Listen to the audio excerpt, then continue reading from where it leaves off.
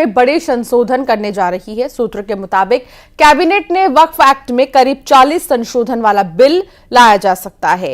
इन प्रस्तावित संशोधनों में वक्फ बोर्ड ने जिन संपत्तियों पर दावा किया है उनका अनिवार्य रूप से सत्यापन किया जाएगा। साथ ही वक्फ बोर्ड की उन संपत्तियों का भी सत्यापन होगा जिनमें किसी भी तरह का कोई विवाद है। खबर है कि मोदी सरकार आज ही संसद में इस बिल को ला सकती है। एक रिपोर्ट आप देखिए।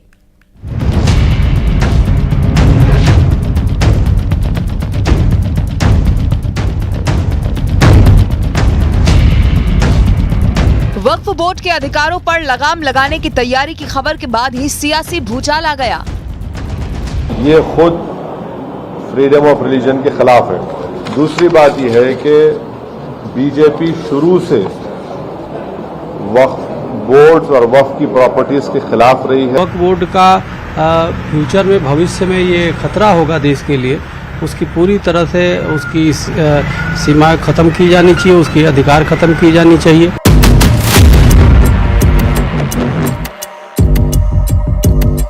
मोदी सरकार वक्फ बोर्ड में बड़े बदलाव की तैयारी में है। इस बारे में संसद में मौजूदा सत्र में ही बिल पेश हो सकता है।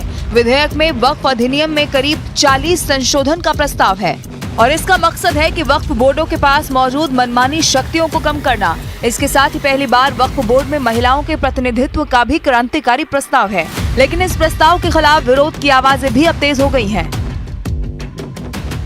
मोदी हुकूमत वक्फ बोर्ड की ऑटोनॉमी को छीनना चाहती है और वो इंटरफेयर करना चाहती है वाकिफ के मंशे के खिलाफ कि किस तरह से उस वक्फ की प्रॉपर्टी को चलाया जाए, और ये खुद फ्रीडम ऑफ रिलीजन के खिलाफ है, नंबर 1। दूसरी बात यह है कि बीजेपी शुरू से वक्फ बोर्ड और वक्फ की प्रॉपर्टीज के खिलाफ रही है। बड़े अफसोस की बात है कि पिछले 10 सालों में सरकार सिर्फ मुसलमानों के लिए काम कर रही है। कभी ट्रिपल तलाक को लेकर, कभी राम मंदिर को लेकर, कभी ज्ञानवापी को लेकर, कभी मथुरा मस्जिद ईदगाह को लेकर, कभी दिल्ली वक्फ बोर्ड को लेकर या वक्फ बोर्ड में संशोधन को लेकर। ये तमाम चीज़ें जो है मुसलमान के लिए हैं। अफसोस ये है कि पिछले 10 सालों में इस सरकार ने उन हिंदुओं के लिए जिन्होंने भर भर के इसको वोट दिया है, कोई बिल ये लेकर नहीं आए।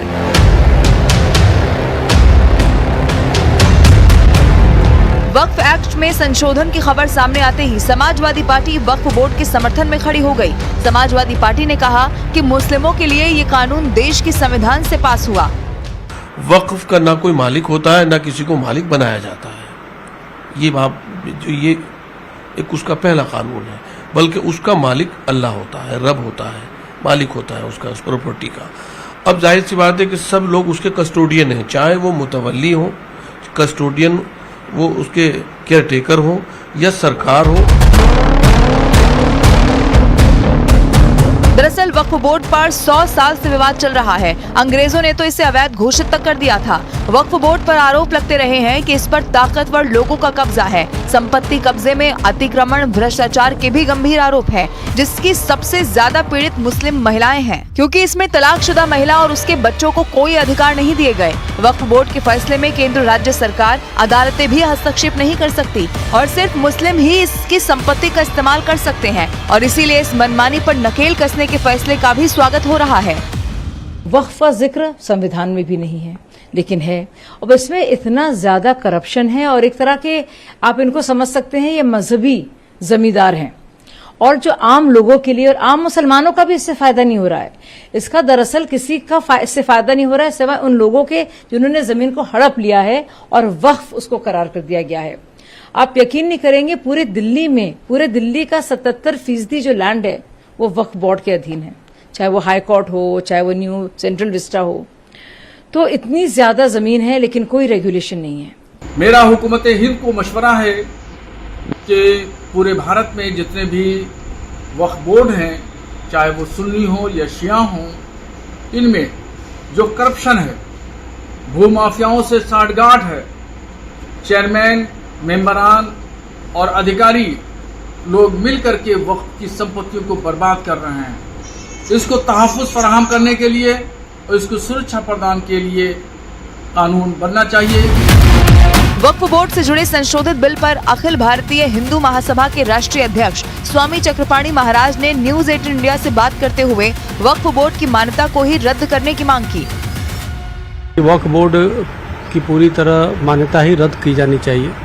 वक्फ बोर्ड अपने आप में एक ऐसा एक संस्था है जो कहीं न कहीं मजहब के नाम पे देश को बांटने का काम करता है। वक्फ बोर्ड का देश के लिए कभी भी आपने नहीं सुना है कि कोई प्राकृतिक आपदा आ रहा है तो उनका सहयोग है या किसी प्रकार का वो है।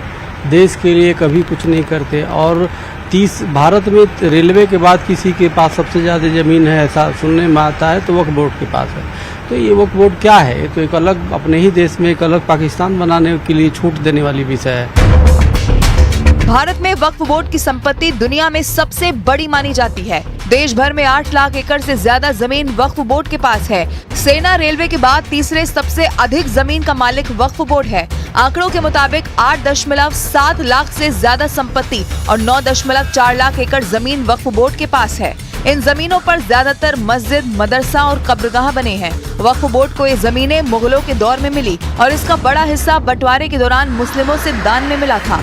अब मोदी सरकार के इस प्रस्ताव से इस्लाम के नाम पर अरबों की संपत्ति और जमीन पर मनमानी के आरोपों से लदे वक्फ बोर्ड की शक्तियां सीमित होंगी। विधेयक पारित होने के बाद भारत में वक्फ संपत्तियों के प्रबंधन और हस्तांतरण में बड़ा बदलाव आ जाएगा।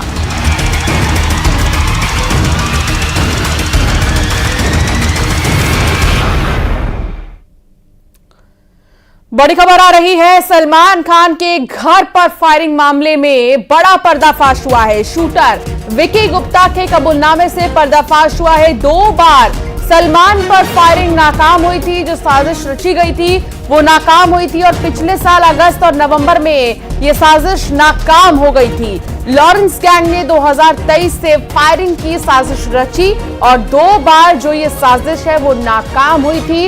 इस बार भी ये साजिश नाकाम हुई। इससे पहले जो खुलासा हुआ था वो ये हुआ था कि 20 लाख की सुपारी लॉरेंस बिश्नोई ने दी थी शूटर्स को, लेकिन ये जो पूरी साजिश है वो सफल नहीं हो पाई उनकी।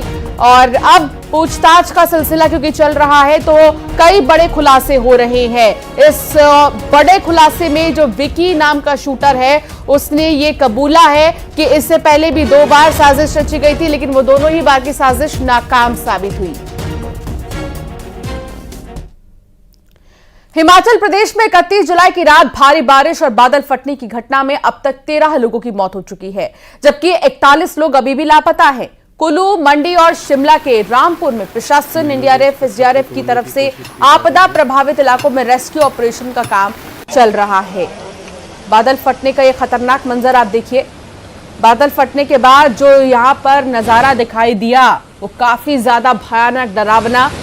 कुल्लू, मंडी, शिमला में रेस्क्यू ऑपरेशन चलाया जा रहा है।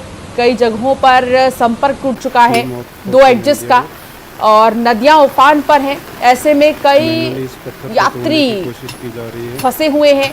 जो भी हिमाचल घूमने जाते हैं, जो भी कुल्लू, मंडी इन जगहों पर मौसम का मिजाज देखने जाते हैं, उसका आनंद लेने जाते हैं, उन्हें नहीं पता था कि इस तरीके से बादल फटेगा और बर्बादी इतने दिन बरकरार रहेगी। और ये दोनों ही तस्वीरें जहां पर लैंडस्लाइड कहीं पर तो कहीं पर नदियां उफान पर हैं। ऐसे में अभी जहां भी यात्री हैं उनको वहीं रोक दिया गया है, उनका रेस्क्यू ऑपरेशन चलाया जा रहा है। उत्तराखंड में क्षतिग्रस्त केदारनाथ यात्रा मार्ग पर फंसे यात्रियों को बाहर निकालने के लिए बचाव अभियान चल रहा है। रविवार को केदार घाटी से 1300 लोगों का रेस्क्यू किया गया। पिछले 4 दिनों में 10,000 से भी ज्यादा लोगों का यहां पर रेस्क्यू किया जा चुका है और उन्हें सुरक्षित स्थानों तक पहुंचाया गया।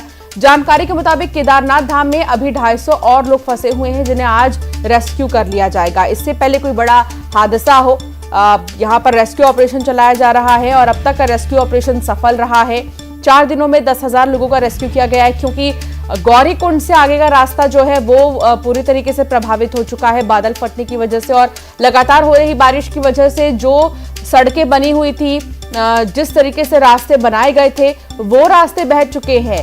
इतना ही नहीं, सोनप्रयाग से गौरीकुंड का रास्ता भी बह चुका है और किसी तरह एनडीआरएफ और एसडीआरएफ की टीमें लगातार कोशिश कर रही हैं कि ज्यादा प्रभावित यहां पर लोग ना हो और उन्हें सुरक्षित स्थानों तक पहुंचाया जाए। अगर आपको कोई ईमेल या फिर कोई व्हाट्सएप पर दस्तावेज भेजे जिसमें जांच एजेंसियों के सील ठप्पे और तमाम चीजें लिखी हों, तो आप चाइल्ड पोर्नोग्राफी में फंस चुके हैं। आप पर इस तरह का मामला दर्ज होगा। ये तमाम ऐसी चीजें अगर उसमें लिखी हैं तो ये खबर आप ही के लिए है, जो ये कह रही है कि जो डरेगा वही फंसेगा।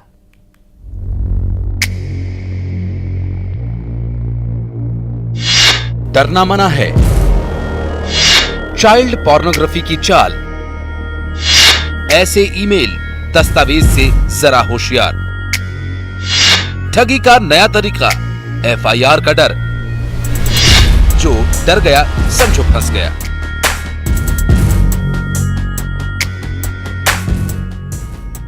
आपके व्हाट्सएप या ईमेल पर कहीं ऐसा कोई दस्तावेज तो नहीं आया? कोई आपको भी व्हाट्सएप करके ये तो नहीं कह रहा कि आप गलत काम में लगे हैं? चाइल्ड पोर्नोग्राफी का संगीन इल्जाम है आप पर। अगर 24 घंटे में इस नोटिस का जवाब नहीं दिया तो आप अंदर हो जाएंगे। आप पर एफआईआर दर्ज की जाएगी, अरेस्ट वारंट जारी किया जाएगा। और अगर ऐसा है तो डरिए नहीं, ठगी के इस नए तरीके को ऐसे समझिए। इंग्लिश में लिखा ऐसा डॉक्यूमेंट देखकर किसी के भी होश उड़ना लाजिमी है, जिस पर बाकायदा साइन है, सील लगा है, ठप्पा लगा है, जांच एजेंसीज का मोनो भी है। इस दस्तावेज का ड्राफ्ट ऐसा है कि कोई भी दहशत में आ जाए। यही है ठगों का नया पैतरा। ठग अब ईमेल और व्हाट्सएप करके ऐसे फर्जी दस्तावेज भेज रहे हैं। रायपुर के 2 व्यापारियों को जब ये डॉक्यूमेंट्स मिले तो उनकी सिट्टी पिट्टी गुम हो गई, जिनमें चाइल्ड पोर्नोग्राफी में फंसे होने की बात कही गई थी।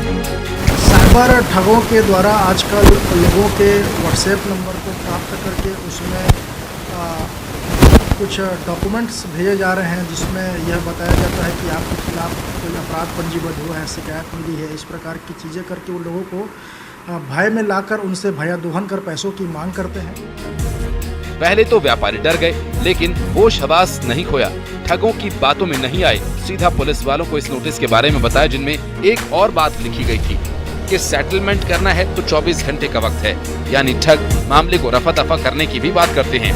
कभी कुरियर में ड्रग्स होने की बात करके हाउस अरेस्ट की कहानी सामने आती है, तो कभी साइबर फ्रॉड का दूसरा तरीका।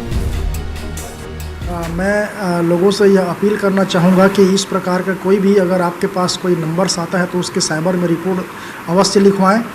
कोई भी शासकीय डॉक्यूमेंट कोई भी व्यक्ति या संस्था व्हाट्सएप के जरिए किसी को नहीं भेजती है, और इस प्रकार की कोई भी शिकायत मिलने पर या इस प्रकार का कोई भी इंफॉर्मेशन मिलने पर साइबर में तत्काल रिपोर्ट दर्ज कराएं, ताकि हम उनके ऊपर यथोचित कार्रवाई कर सकें। शिकार का डर ही नटवरलाल का हथियार है, यानी डरना मना है। रायपुर